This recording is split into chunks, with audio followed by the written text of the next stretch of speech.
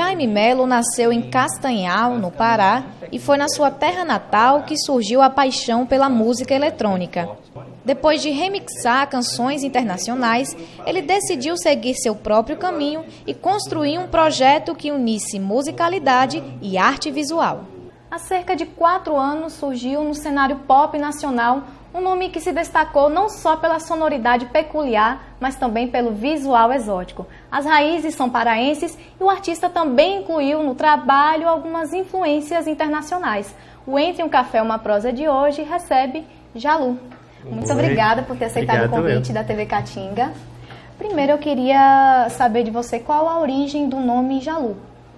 A origem é a mais besta possível, assim, tipo, é o meu nome de batismo, que é Jaime, o sobrenome do meu pai, que é Melo, e eu coloquei mais um O pra só aparecer o meu nome no Google, assim, basicamente é isso.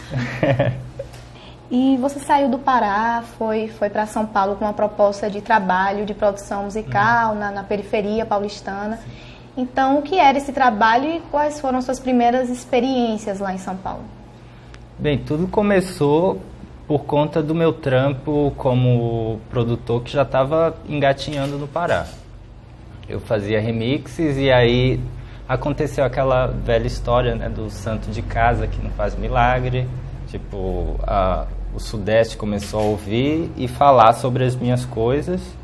E aí, depois de um tempo, os blogs gringos começaram a falar. E aí, da feita que o povo lá de fora fala, o povo de dentro fica querendo saber de quem é que estão falando. E aí, desse jeito, começou esse trabalho. Depois surgiu a proposta para ir trabalhar em São Paulo, porque o Sudeste já estava de olho, o pessoal de lá, querendo saber quem era esse menino, o que ele estava fazendo. E fazia bem e ninguém sabia quem era. Tipo, eu aprendi tudo com a internet, desde sempre, até a divulgação do meu trabalho, os tutoriais para aprender a produzir, a masterizar, a mixar, tudo pela internet. Então eu era alguém meio fantasma, assim, porque eu não era inserido na cena do Pará, assim, não venho de família de músico, não tenho essa dinâmica que é a dinâmica clássica, assim, para um artista. E mesmo assim acabei chamando a atenção, então os olhos se voltaram e aí rolou a primeira proposta, que foi para trabalhar como produtor musical em São Paulo. Eu tinha acabado de me formar em publicidade na época. Sei lá, fiquei 3 meses parado sem fazer nada, que eu também queria parar um pouquinho, né? Tipo, acaba de fazer TCC, entregar aquela pressão, aquela energia. E disso eu decidi ir. Depois de 3 meses rolou a proposta, quer saber? Vou lá ver qual é o papo. E aí o papo foi tão bom que eu fiquei.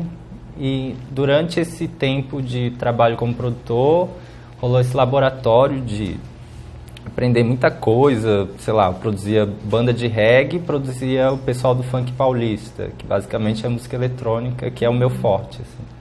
Até por isso rolou o convite. E aí eu aprendi tanta coisa de dinâmica, de estúdio, que eu comecei a aplicar isso no meu trabalho e amadurecer ele. Acho que estou falando demais, né? Não, já estou contando toda a história, daqui a pouco não tem mais perguntas. Não, pode contar, pode ficar à vontade. Bom, em uma entrevista a um canal do YouTube, você declarou que nunca teve a intenção de emular, de reproduzir o tecnobrega, né? Mas, de certa forma, você se apropriou desse gênero musical. Então, qual seria o limite da sua música para o tecnobrega e você acredita que acabou criando um novo gênero musical? Eu não sei se eu acredito, mas era uma das intenções era não pegar as peças, a sonoridade pronta do tecnobrega e usar no meu trabalho, porque eu acho que não é certo, sabe? Eu não fazia parte daquilo, minhas músicas nunca tocaram em aparelhagem, por exemplo. Então, para mim não era certo. E ao mesmo tempo, eu sempre parti de uma dinâmica de trabalho que era fazer tudo do zero, assim. O kick que eu uso em cada música, eu crio desde do comprimento da onda, os hertz por onde ela está passando. Então, eu sempre tive esse trampo de criar mesmo, eu gostava de criar. de não pegar um sample pronto, que é o básico lá do Tecnobrega, é esse. Você pegar a bateria e aí grava o baixo, mas pega muitas peças prontas. E aí o diferencial do meu trabalho era esse, que em vez de eu pegar as peças prontas, eu fazia tudo do zero. Que rolou essa identidade muito forte no trabalho, essa coisa que o pessoal quis entender, voltou os olhos, ficou curioso. Então foi bom, foi uma jogada meio arriscada, mas eu acho que deu certo. E também foi bom para mim porque eu aprendi muita coisa. Em vez de eu me apoiar no que já tinha pronto, fazer do zero, fez eu aprender tanta coisa que eu apliquei no meu disco, que tem basicamente um Tecnobrega, que é Paparará, que tem aquela sonoridade bem forte mesmo de Tecnobrega. Tem mais 2 músicas que eu já digo que é uma desconstrução da coisa, já não é exatamente Tecnobrega, que é a Dor, ela dá uma viajada assim, pega, vira do avesso umas coisas, e o resto é só o que eu gosto em matéria de sonoridade, assim, desde o Mumbatão, que é um ritmo latino, deixa eu ver o que mais. Tem até rock, um rock sem guitarra, que eu não sou muito fã de guitarra, mas eu disse, eu acho que eu queria fazer um rock para provar que dá para fazer sem guitarra, que é tanto faz. Eu gosto muito disso, de me desafiar também. Agora, o que eu acho que eu mais me apropriei, assim, nesse sentido da palavra, do Tecnobrega, não foi nem a sonoridade, foi a maneira como eles trabalham, que é muito independente, assim. Eu sempre carreguei isso comigo, desde o começo, pelo fato de eu não fazer parte de nenhuma cena, e até o aprendizado deles, que é por meio de tutorial na internet, você não saber como fazer uma coisa e chafurdar a internet até descobrir. A questão da divulgação do trabalho também, eles usam muito a internet, usavam CD até 2010, aí o CD começou a cair, porque o stream e tudo isso que envolvia o MP3 começou a crescer de uma maneira, e aí rolou todo esse aprendizado da parte da indústria do Tecnobrega, e eu aprendi muito com isso, porque eu tenho essa maneira independente de trabalhar, que eu não abro mão, assim, eu gosto muito, até hoje eu carrego isso comigo. E no seu trabalho, além da sonoridade, tem também um projeto de arte visual, né? Como é que você chegou a essa ideia? Foi a música que te levou a arte visual, ou foi o contrário, ou foi os dois juntos? Desde que o trabalho começou, eu acho que já deu para perceber pelas respostas que eu tenho uma preocupação muito grande com o que eu quero mostrar, a maneira como o trabalho vai ser apresentado. E no meio disso tudo, eu sou um artista desde criança, desenhava, fazia, gostava de fazer coisas, de fazer boneco, casa, gostava de construir, eu gosto de meter a mão na massa, então... eu estou trabalhando com arte, então esse é o melhor momento de colocar essa veia artística. E aí eu fazia roteiros desde sempre, gostava de dirigir e comecei a aplicar isso ao meu trabalho. Basicamente foi isso.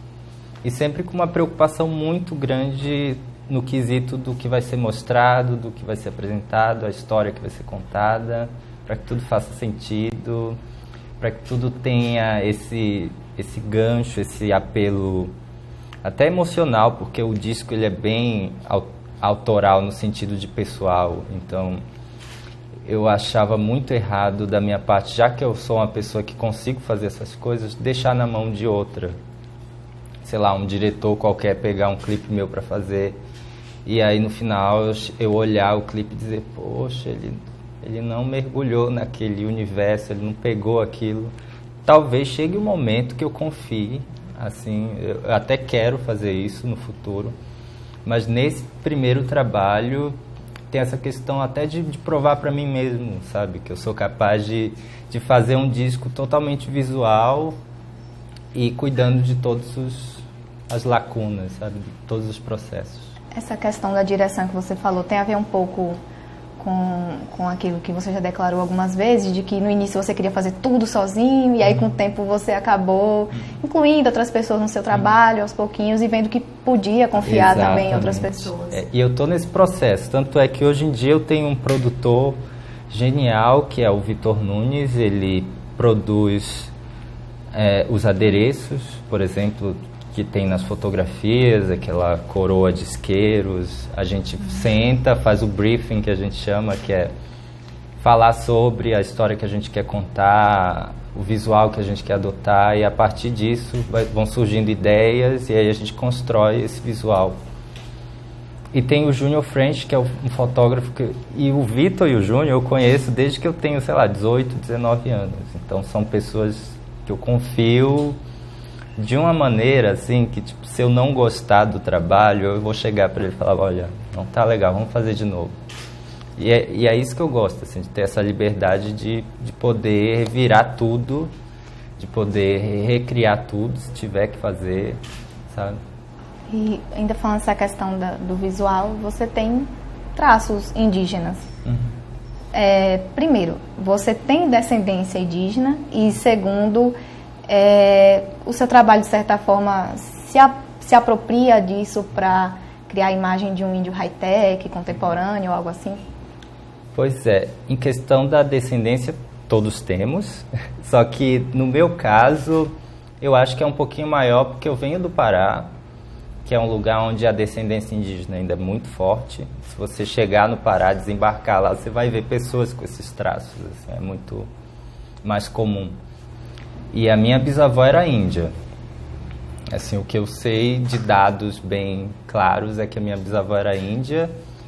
E aí, a partir da minha avó, a gente já foi entrando nessa coisa de civilização. E eu não posso dizer que eu sou índio, porque é muito errado da minha parte. Eu não posso dizer que me aproprio, porque eu também acho que é muito errado da minha parte. Tipo, eu nunca coloquei um cocar na minha cabeça, por exemplo. A pintura que tem na capa do disco, eu usei como referência um desfile do McQueen. Assim, que é uma coisa que foge totalmente do... Só que, ao mesmo tempo, eu tenho essa figura indígena muito forte, que é natural. E aí, o público mesmo diz: ele parece um índio, ele está lidando com música eletrônica, então ele é um índio high-tech. Mas, em momento algum, eu falei que era. E eu gosto disso, das pessoas acabarem rotulando ou dando os seus dados acerca do meu trabalho. Eu gosto. Tipo, falam que meu som é psicodélico. E eu nunca sentei, eu disse: vou fazer um disco psicodélico, sabe? Mas eu gosto disso, gosto muito. Bom, o Pará, assim como muitos estados aqui do Nordeste, enfim, desenvolveu gêneros musicais, né, que o projetaram para o Brasil todo, como o carimbó, o próprio tecnobrega. Aqui no Nordeste tem o forró, tem também a bossa nova, né, que nasceu aqui na Bahia.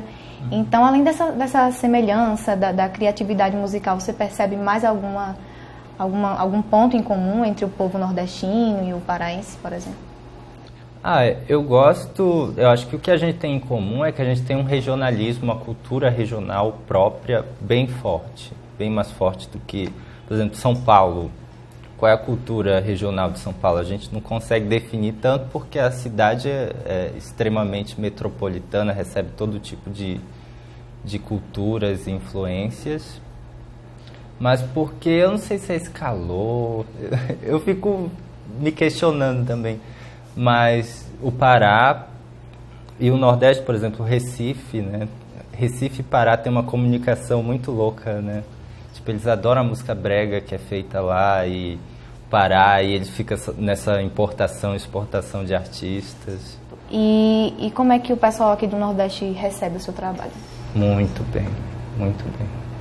Tipo, sempre que eu venho pra cá eu me sinto abraçado, e sem falar na simpatia, né, do público daqui. O público é muito caloroso, simpático. Eles têm uma maneira de te receber que é muito doce. Eu adoro. Agora, falando mais de questões internacionais, você é constantemente, né, comparado a Lady Gaga, por exemplo, a Björk. E como é que você lida com essas comparações e esses nomes, eles realmente influenciam no seu trabalho? Pô, a última comparação foi a Folha de São Paulo dizer que eu era um tipo de David Bowie, assim. Tipo, o David Bowie é incrível, a Lady Gaga é incrível, a Björk é incrível, mas ao mesmo tempo eu acho que eles estão fazendo o trabalho deles e eu estou fazendo o meu, assim. Isso é muito claro. Eu fico triste assim, pelo o jornalismo atual, ele procura muito pautas, né, coisas que chamem a atenção, e para eles é interessante me comparar com essas pessoas, porque a pessoa que vai ler vai se sentir atraída por aquilo, vai querer questionar aquilo. Tipo quando chamaram a Gabi de Beyoncé do Pará. Então você acha que é um problema essa questão de eu particularmente não gosto, não. Não gosto, mas ao mesmo tempo são pessoas incríveis, então se ser comparado com essas pessoas incríveis é lindo. É uma contradição, né? Eu não consigo nem dizer o que é que eu gosto, mas vamos vivendo, né? A gente vai vivendo, as pessoas vão falando, a gente vai trabalhando e as coisas vão fluindo. Certeza. E você está visitando diversos locais do Brasil e apresentando o seu trabalho. Qual a experiência que você está adquirindo? Eu acho que uma das maiores experiências, além de conhecer vários públicos e conhecer várias culturas e aprender muita coisa para os trabalhos adiante com isso, mas tem a questão de que esse primeiro disco foi um disco feito no estúdio e que depois foi pensado para ser feito ao vivo. E agora eu quero levar para o segundo, talvez no futuro não, mas principalmente no segundo disco eu quero que seja um disco pensado ao vivo para ser feito no estúdio, para ter essa desconstrução mesmo. Eu adoro me desconstruir. Tipo, o segundo disco, não esperem o mesmo visual, não esperem nada parecido. A questão pessoal, a questão de lirismo e tal, é uma coisa que eu vou carregar sempre, porque é a minha personalidade e isso vai ser refletido sempre nas minhas letras. Mas a sonoridade eu estou sempre buscando algo novo, visual também, então vai ser uma nova história para ser contada. E com essa questão de pensar o ao vivo antes de entrar no estúdio para fazer o disco. Bom, e por falar em questão de novas histórias a serem contadas, você consegue imaginar, projetar o seu trabalho daqui a uns 10 anos? Como é que vai estar o Jalu, a música, a performance, a pessoa mesmo? Eu queria, em primeiro lugar, daqui a 10 anos ter 10 discos. Eu não sei se eu vou conseguir fazer isso, mas eu quero muito trabalhar enlouquecidamente, pelo menos por 10 anos, até eu dar descansadinha. Eu quero muito botar trabalho na praça. Eu sei que eu estou carregando um tipo de pioneirismo, que é abraçar a sonoridade eletrônica e pop. Tipo, eu não tenho vergonha, não tenho medo de fazer isso. Então, é o primeiro disco. Eu sinto muito que ele é uma coisinha só no meio de muita coisa em relação à música brasileira que está feita na praça.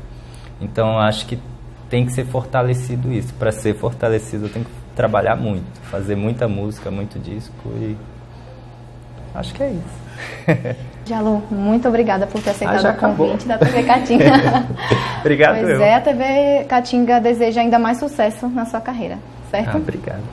Para você que acompanhou o nosso programa até agora, muito obrigada e até a próxima edição do Entre um Café e uma Prosa. TV Caatinga, a verdadeira imagem do sertão.